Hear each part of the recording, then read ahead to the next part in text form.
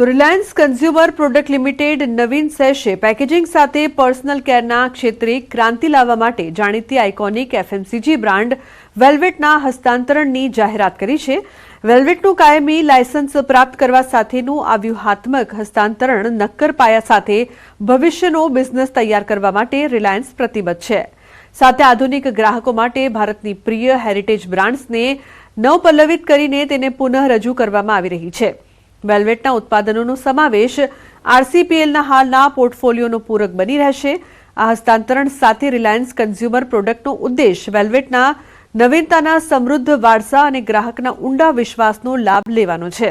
આ હસ્તાંતરણ personal care અને FMCG ક્ષેત્રે રિલાયન્સની હાજરીને પણ મજબૂત બનાવે છે, કારણ કે કંપની ભારતીય ગ્રાહકોની વિકસતી જરૂરિયાતોને પૂરી કરવા માટે નિરંતર તકો શોધી રહી છે.